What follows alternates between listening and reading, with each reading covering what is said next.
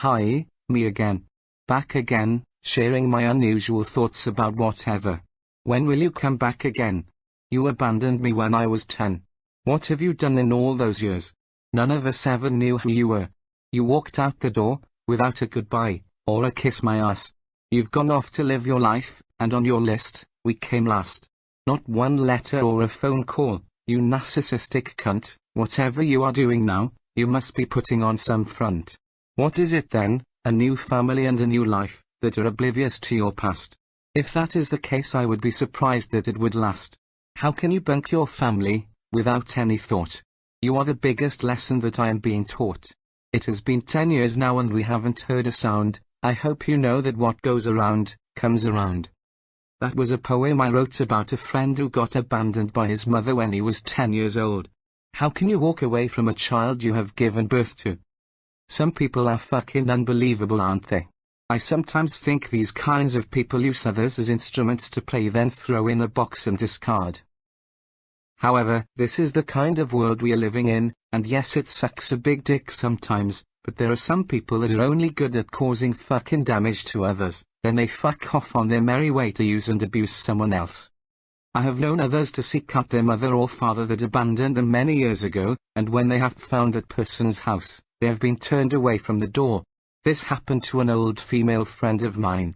It must have been horrible to have been on the receiving end of that, particularly if you have traveled from overseas, or a hell of a long way on land.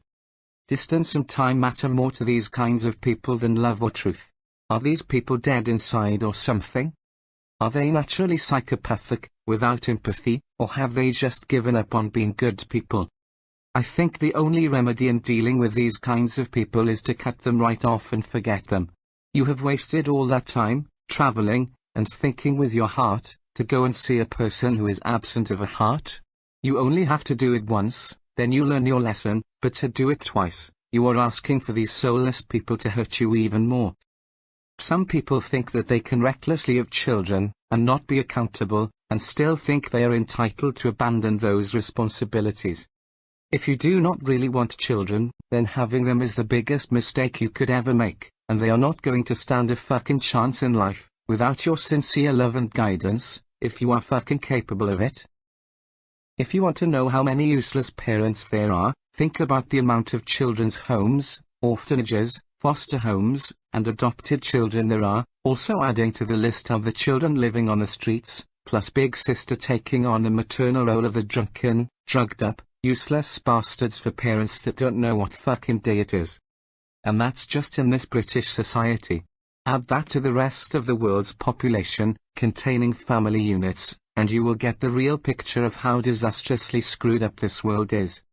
As extreme as I sound, these parents who are not fit for purpose should be thrown in internment camps, and re-educated to be self-aware about what useless pricks they really are, and jolt them into changing who they are. Anyone who abandons their children should be thrown into one of these environments, and made examples of, to make other selfish pricks think twice about doing the same. Never mind building camps for the unvaccinated, build these camps for narcissistic psychopaths, who wreck their own children's lives. Anyway, that is my particular, and personal stance on this subject, because of the amount of people I have met who have been on the receiving end of it. Anyhow, on a less serious note. Old MacDonald had a farm, la-dee-da-dee-da. And on that farm he had a bar, la-dee-da-dee-da. Bill Gates came along to try to buy the farm, la-dee-fucking-da. A sign went up to deter this man, la-dee-fucking-da. With writing in big bold capitals, euthanasia to those who dare to trespass. La-dee-fucking-da. Anyway, moving on, I see Allegra Stratton has resigned from the Conservative Party. I respect her for that, but it clearly shows double standards when she was caught on camera, laughing and joking about MPs not being socially distanced at a function last year, when they were busy doing a social experiment on us. The cracks are starting to show, people. This will happen throughout every country after a while, and this whole thing is going to fall apart. Moving on, during the most recent press conference of Boris Johnson, his hair looked like his wife had dragged him backwards around the house. Was it because he had been a naughty boy, and she was disciplining him? I suppose it saves an expensive trip to the nearest bondage chamber, where a lot of these well-to-do people get their secret kicks. Not saying Boris Johnson does that, but there are plenty of that ilk that do. Anyhow, I have an impartial question to ask. Why doesn't alternative media show the Prime Minister getting grilled in the House of Commons by the opposition party, regarding decisions being made, in this global situation? We need to feed ourselves a balance of both medias to then come to our own conclusions, absolutely. And endeavor to do our own thinking, or otherwise we will end up terrified by what we hear, if we just only listen to one side of the argument. Just saying. Now, on to matters of a more higher nature. When it comes to music, I am quite a nostalgic person. No, not Welsh hymns, I've sung enough of them to last me 5 lifetimes. I like 70s and 80s music, stuff you can listen to. How many of you viewers are old enough to remember the 90s rave scene? In my own personal opinion, it was also a social scene that was thrust upon all of us, whether we liked it or not. We went from music that was more or less easier listening, to absolute skunk that you had to be off your fucking nut to appreciate. But I did not appreciate it. We went from Jason Donovan and Kylie Minogue to Ebenezer Goode in the space of a fucking month, while transitioning from 1989 to 1990. Wow.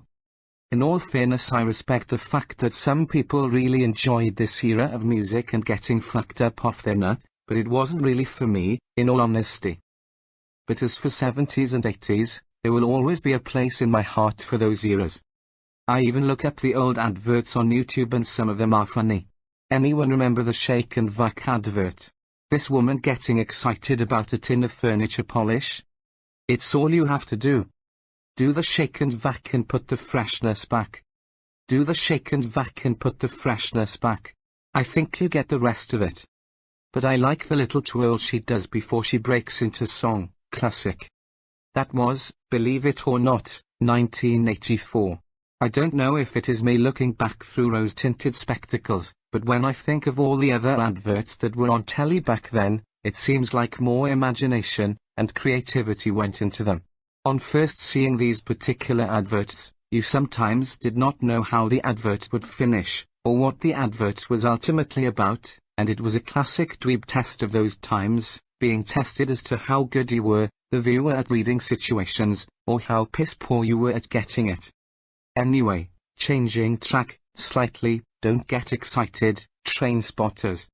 I sometimes watch old Top of the Pops shows from the late 80s and mid-80s, and it just shows how there was a much slower pace of life back then, in comparison to the way the world moves nowadays. This was well before you had the liberty of downloading music. Because music was more removed from you in those days than it is now, there seemed to be more of an appreciation for it, that I feel has been lost to that distant past. Anyway, I am going to wind up now. Thanks for tuning into my second video on YouTube, and I will be back again.